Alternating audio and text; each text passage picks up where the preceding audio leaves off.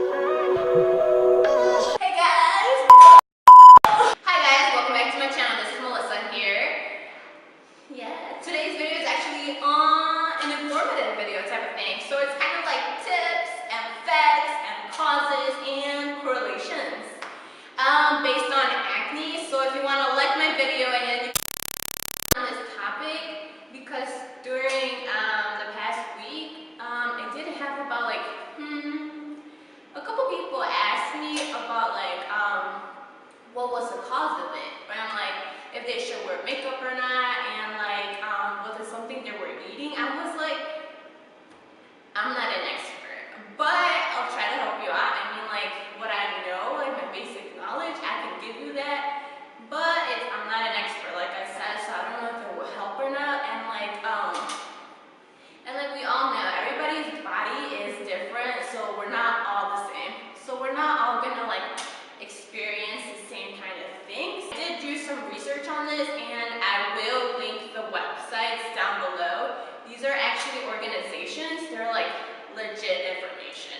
So it's not like, you know, you just go on Google and stuff. No, it's like legit information that I found, and I will, like I said, put the links down below. And the websites that I did research were about like 4, and these were the Center for Young Women's Health, and PETA, which I didn't look up what that stands for, and Acne.org, and the American Academy of Dermatology.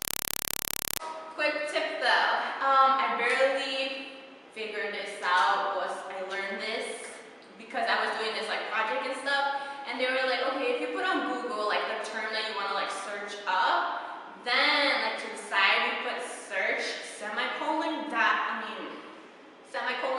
and then you put org or gov for gov or edu, and only those certain websites will pop.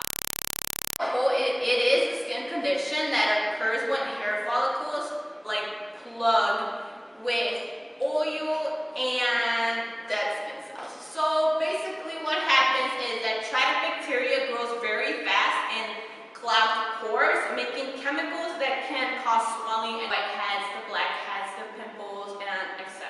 Like the causes that I did find on the pages of the organization, they did mention a few that I was interested in. I was like, oh my god, I didn't know this, so I'll mention those. So the first one was squeezing pimples and picking them. I was like, oh my god, I am definitely guilty of doing this to my pimples. Well, that was just how I was raised. They were like, okay, every time you have a pimple, you're gonna like squeeze it out, pop it out, whatever. And that's what I've been told. And like to keep it there, that was not an option. But yeah, it is a cause for it. Tight headbands or wool hats. That was interesting. I was like, I don't see how, but like this website showed it, so I was like, hey, something new I learned, right?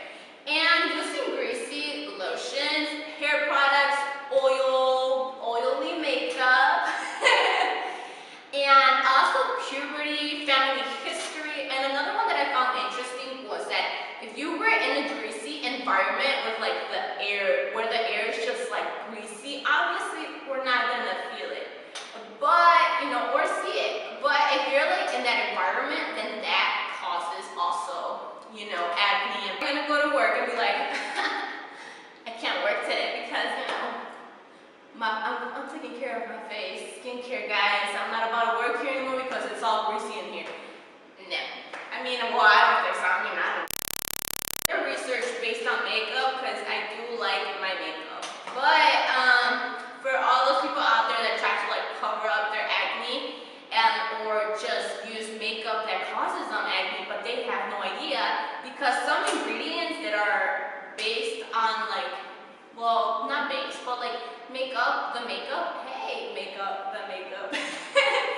actually cause acne and pimples. So like I am going to actually post a picture as ingredients to look for in makeup that are like suggested to cause pimples, you know, because I know for me, I don't know what highlight I used, and I used it, but you know, we all love like that highlighter, right?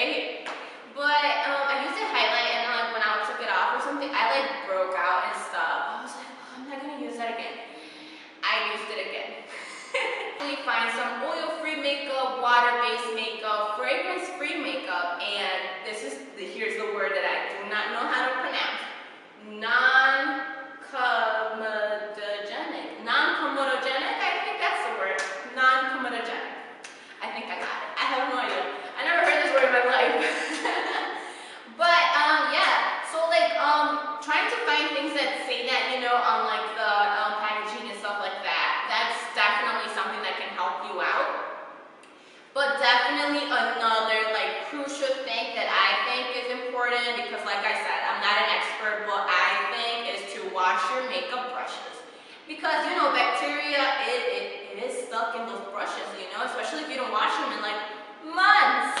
But you know, washing those makeup brushes definitely good things is to wash your face at least 2 times a day.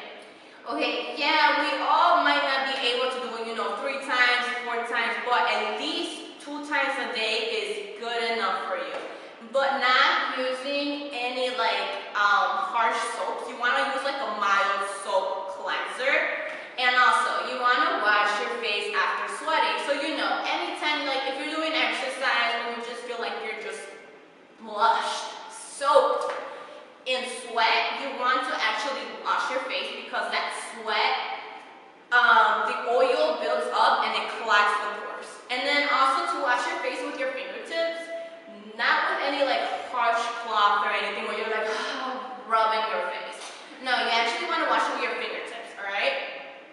And then you want to use lukewarm water, not hot water at all. And you really want to wash your hair regularly. I found this interesting in the website because I've been like, you know, I've heard, I do it myself also. Washing your hair regular is kind of like, controversial.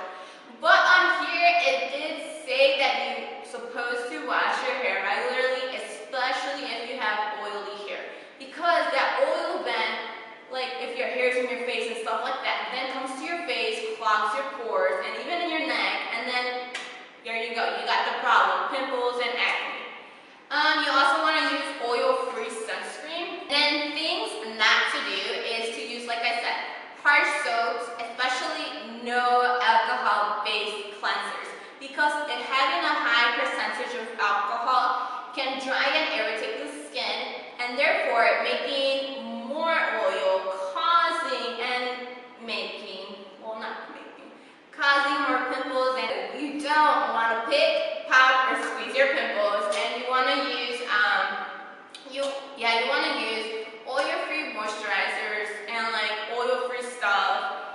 And like I said, there is facial moisturizers only, so you do want to use that, not the ones used for your body. No, you want to use one that says facial moisturizer and just oil-free sunscreen or oil-free product.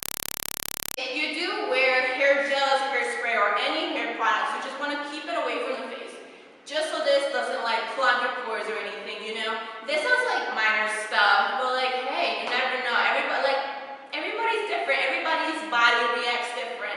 So these tips might not be helpful for everybody, but maybe somebody out there, you know, can relate. Because yeah, we're not all the same. The Academy of Nutrition and Dietetics actually found a correlation between acne and diets. And I found that interesting because I had that thought in my mind, but I wasn't sure if there was a correlation in there. But they found also that zinc found in beans combats zits and it actually decreases inflammation. And fruits, vegetables, whole grains, beans, and nuts actually help in this diet to personal thoughts, so this is no research, this is just me. Okay, and like I said, I'm no expert on this, so like this is just what I've heard, what I've done personally.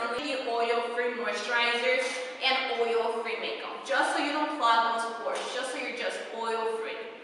And then avoid touching your face. Oh my god, this is kind of hard, I would say, because you're constantly touching stuff, so like you're constantly having bacteria in your hands. You know, obviously we don't see it, but we do have bacteria and germs from things we touch. And then touching our face, it's just prone to it. Like, yeah, like it's hard to do. I touch my face pretty often. I just forget about it. And also, I've heard that washing your pillowcase is actually good for this also. So like it's a good like factor to take in, you know. Obviously we're not gonna go like extra extreme, like okay, wash your pillowcase every time you go to bed. No, I mean you can do it every once in a while, you know, but you gotta be consistent and moderate, you know, in a moderate way. And then you do want to avoid makeup that your skin does not react good to, because like I said in that mini story that I gave, if your skin doesn't like it and breaks out, there's your like breaking point where you're just like, okay, I'm not about to use it because my skin breaks out. Like, no, toss that in the garbage, you know?